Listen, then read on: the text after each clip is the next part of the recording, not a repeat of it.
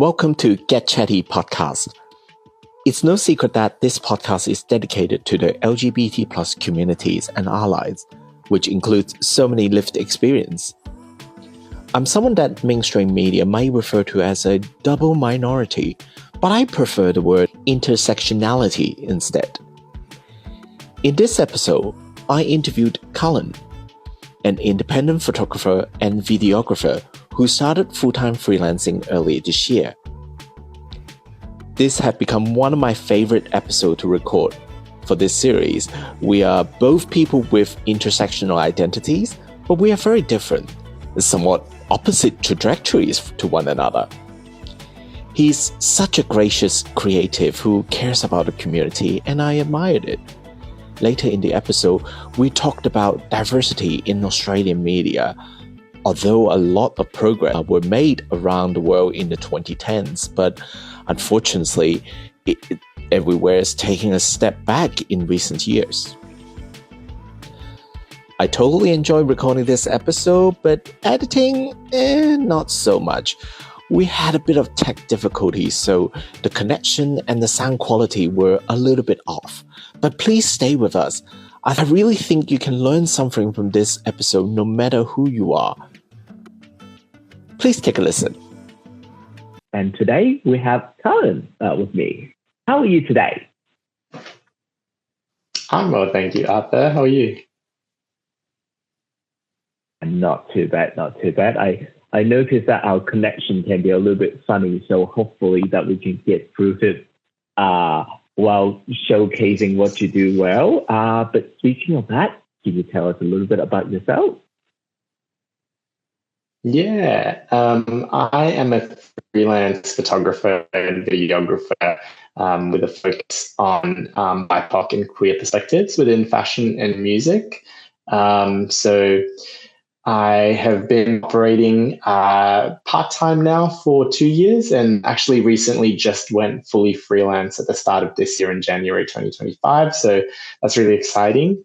And I work across a lot of fashion, music, and event clients at the moment, where I provide a lot of photography and videography as well as editing services for them. How does someone end up in the space of fashion and music?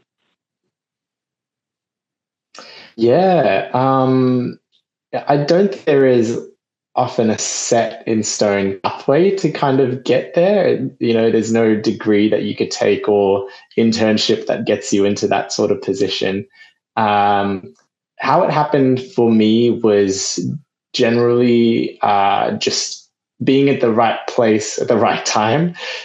And I started out in photography as a hobby, and actually kind of grew up, did my bachelor's degree in communications. I thought I could apply my creativity to a business sphere. But after I gave that a shot and, realized that it wasn't for me, I took a certificate in photography and photo imaging that was being offered at Melbourne Polytechnic. It was actually the last year that they were offering it. So it was heavily discounted, and I thought, hey, I might as well try and upskill and learn something more. And it was funny. I think towards the end of that course, it was actually a fellow photographer and a student at the time in our course, Chrissy Dorr. She's an amazing photographer within the fashion space as well, but she actually let me know that there was this program happening for Melbourne Fashion Festival, something called the Box Frock Rookie Crew. Box Frock is actually an online publication that covers a lot of the fashion events that happen in Melbourne. It's run by Janice Breen Burns, who's a journalist within that space. And this was a really interesting and unique program. And I hadn't have known about it if it wasn't for Chrissy, who actually said, hey, I think you might be really interested in this, judging by your work. And so it was really cool. It truly was word of mouth and just being at the right place at the right time. And I think from there, it kind of led me to so many new spaces and new opportunities where I was just able to, again, just tell people what I did and show them my work and who I am. And it just kind of led to the next thing and then the next thing after that. So, yeah. It's not always the linear journey, but it's about the people that you meet along the way and the connection that you make and what makes you feel like you want to investigate that path. And then here you are. We have a little strange many marketers started out with a communication degree, but I actually went to an art school and I studied at College of Fine Arts in New South Wales. And photography was one of my favorite subjects. And actually my favorite. Oh my goodness. That with I know in that dark room, that only red light, and then you have that canister and the chemical that you need to jiggle all the time. And I was like, oh, I love doing that. Yeah. And it's the people that I met that I moved into the marketing space that do now.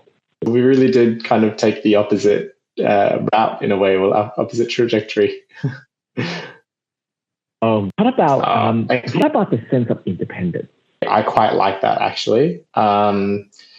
I am someone who in the past kind of required a formula or a timetable or a list of tasks. I think I found that having that sort of structure kind of given to me, I was able to kind of just take that on and find a flow and a rhythm that worked and actually kind of grow within that. Whereas freelancing and freelance photography and videography in particular, it's a very chaotic world sometimes. There is no structure, there is no set kind of routine to it. And my own I'm charting my own course here. There is no rule book to follow, or there is no schedule that I can kind of wake up and adhere to. Instead, I'm realizing that it is quite simply up to me, and so kind of having that realization of I am my own independent entity right now, and I can kind of chart my own pathway or create a routine and a schedule and a flow that works for me is it was initially a very scary thing, but now I'm actually starting to really enjoy it. Well, it sounds like you're developing a good rhythm for yourself. Without saying that, I have worked with a lot of lovely people along the way and learned from them. So people who were just further along in their journey of freelance videography and photography, or people who started their own production companies. And so it's, I understand now that it's an ever evolving kind of process. It's never ever going to be fixed. So yeah. What was it like when you decided to switch to doing freelance completely? How did that feel back at that point in time? The best example I can kind of give you, or the best kind of metaphor I can give you that kind of summarizes the feelings involved in all of it, and I guess maybe the thought process. I can't remember where I heard it. I think it was an audiobook by Sarah Wilson. I was listening to this audiobook called First We Make the Beast Beautiful. And in this book, she talks about the idea that you don't wait to grow a pair of wings before you take the leap. You just have to take the leap, experience the fall, and then start growing your wings on the way down. And I think that's exactly how I feel. It is very daunting and scary. And when I first made that decision, I really actually did it on because I just had an epiphany that there is no right time. I think I had put it off for a little while and realized that it's never going to be a perfect. There's never going to be a perfect opportunity, and so I'm going to make this an opportunity, and I'm going to do the best that I can to kind of find my wings within this space. And there have been many times where I've just had a little moment of panic or a little moment of doubt, and yet, equally strong moments where I land really incredible jobs or incredible opportunities that reaffirm that there will always be a space where I can like land on my feet or just use my wings to fly a little bit longer. So yeah. It is something I'm still kind of learning to sit in, but more and more I'm realizing that no matter what happens, I'll always be okay. I'll land on my feet and I'll make it work. What you're doing is you're carving out the space that is suitable for yourself. There is something very special about creating something from the beginning to the end that you're creating something that is from you and it's not from someone's instructions or operational plan or something like that. So, but then you can come up with your own how you operate. That's right. I think it's a very exciting and liberating thought as well. Part of what I do, I offer my freelancing services to agencies on a contract basis. And, recently I've experienced working, for 10 days on a contract, doing full-time hours. And it's very interesting. I think I've realized just how lucky I am to be able to operate in a space now where I can choose how I'd like to operate, and I choose how to build forward around who I am as a person and how I want to be in this world. So that's a very exciting thing. And I think also on the flip side of it too, it is very lonely because it is nice to feel a part of a team or an organization or a kind of ethos. But at the same time, I think about how many opportunities as well I have in this space, even though I am kind of operating independently. I never really am alone, it's I always get to collaborate with other creators and my work in itself is quite social. So yeah, I always keep that in mind. By the way, that's another like a silent testimony of your ability, because if you are not good at it, then how would you even get those assignments?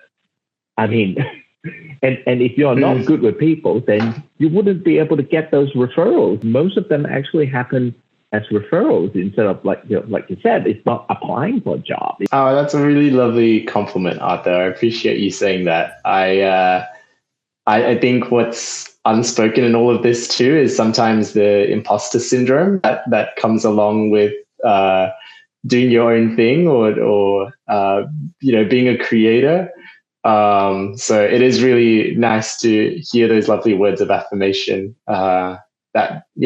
It's really lovely and supportive. So thank you.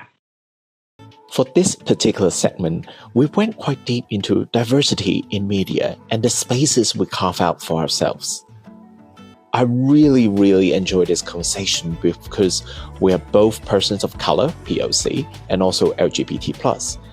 That double layer of experience shaped us differently. And after this, I threw Carlin into my usual antics of quickfire rounds of chaos. I really enjoyed when we first met is that you really want to help pushing cultural diversity. Could you share a little bit more about your thoughts about that? I think as someone with lived experience of what it is like to be brown and gay in this industry and this space, I think there's very few of us. I should say a person of color and someone who's queer. I think it's not just, brown and gay. I think, I recognize when I studied communications and kind of found myself in professional work in that setting, I really did stand out like, just a sore thumb. I feel like perhaps I'm a minority hire, but at the same time, it is a bit lonely because I feel as though I was almost pit against, other queer and POC folk who it's almost like there weren't two roles for us. There's only one spot, and I think I had a very odd feeling in my gut, and I think I recognize what the landscape is like, particularly within the media industry here in Australia. I think once I started my photography journey, I met so many talented, creative people of color, of various gender and various sexual orientation as well. Whether they are first generation or whether they are immigrants. And I just recognize that there is so much talent and potential here, but a lack of opportunity that reflects that or allows for that to blossom into something that could be quite lovely and useful and beneficial to wider society. I think the industry right now is very gate-kept and quite hard to break into if you are experiencing certain barriers. And I feel very strongly about that, and I feel a lot of frustration about that many days. And I think what I'm recognizing is that I am in a position where I want to change things a little bit, and I want to open up the kind of the breadth of media that's being put out right now.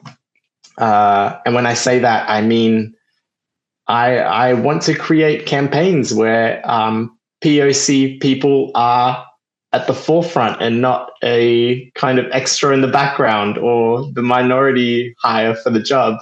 I think I want to create images and media that reflects the population split that is reflected in what we see all around us as we walk around, and I think there's still a big gap or that the media right now is still a bit behind in reflecting what Australia looks like and what Australia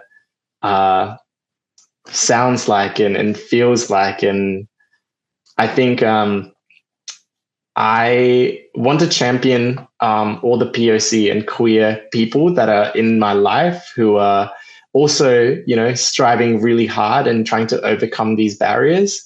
And I think my goal is to essentially kind of bring that to a level of POC and queer excellence that is undeniable.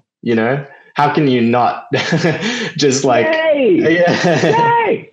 Yay! Let's do it. Let's do it. And I remember when I think it's all the way up to the mid 2010s that if I want to see an Asian person on screen, that I'll need to switch on border security when they're being caught bringing food and vegetables, sometimes meat into the country. There's no one on TV, well, except SBS.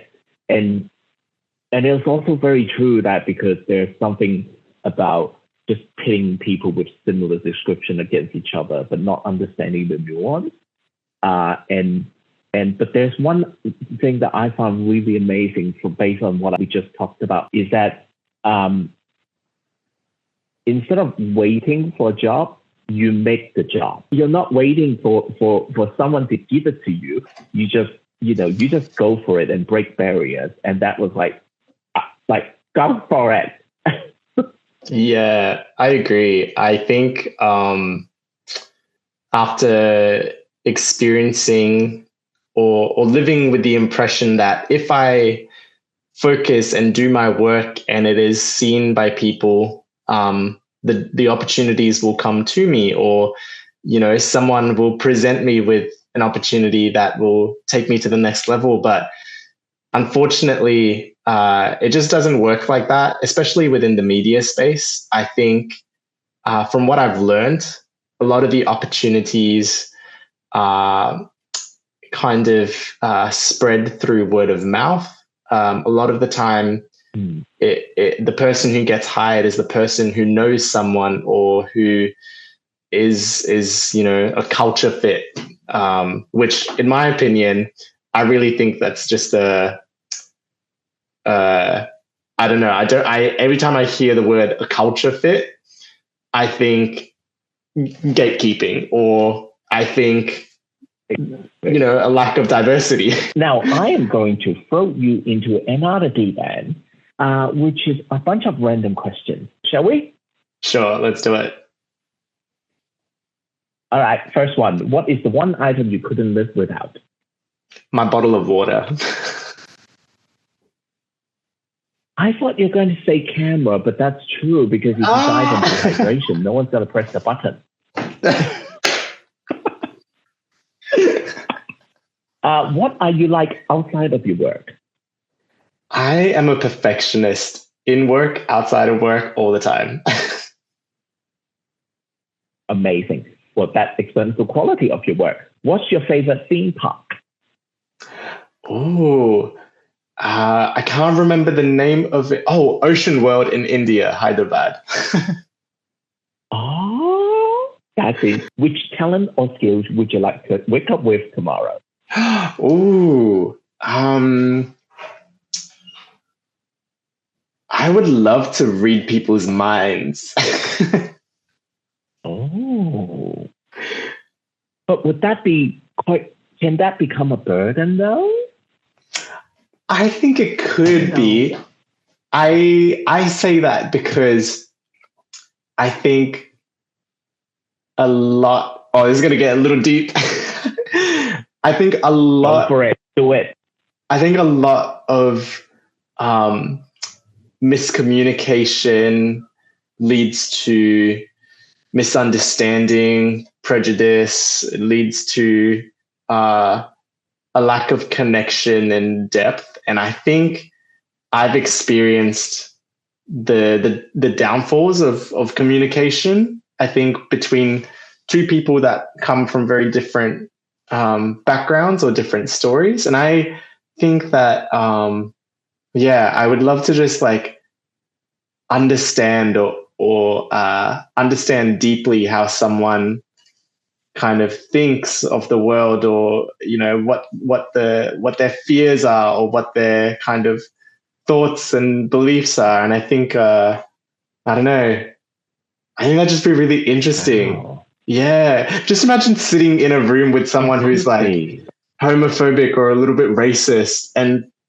kind of like, I don't know, just like understanding what the grievance or the fear is, what the motivation, why are they how they are, right? And like you could just, I don't know, maybe like just have a conversation with them and yeah, potentially, communicate with them and not kind of keep, yeah. Oh gosh, actually, that's quite an. I mean, that's called a superpower. That's quite a superpower to have. I didn't expect that you would say something like that. Look, I mean, I like my own answer to that question is burn calories without moving. Hey, equally important. I mean, wow, it is a very purposeful talent and superpower that you want, and I think that's very admirable. Oh, geez, I lost my train of thought. I think I will say I've been thinking about these topics a lot over the last few weeks. So everything I think I answer is kind of coming back to. Next one. What is your most overused word or phrase? Ooh. That's a really good question. I have to think about this one. What is my most overused phrase or word? I haven't noticed any from you, to be honest. That's I think quite articulated. I think there is one word that I do use quite a lot when I'm taking photographs, and oh my goodness, what is it? I feel like, oh man, you know what's going to be so funny? I'm going to be on set next time saying this word, and all I'm going to think about is this moment and this podcast and you. I think like perfect. I think I always do the perfect. Okay, perfect. In that way. Perfect. Yeah. In that okay. I have to enunciate it like that too, Perfect. Well, that's perfect. Perfect. Because mine is fuck you or I hope you got hit by a car. So yours is much nicer. Now, name a job that you do in the multiverse. So there's another version of Carlin that something in the past that is different. What would that person be? I think that person would be a teacher or a nurse. Oh. Oh. Very actually, different path. I better narrow it down. Okay, I think two multiverses. Two multiverses, yeah. No, you can talk about both. How did you get there?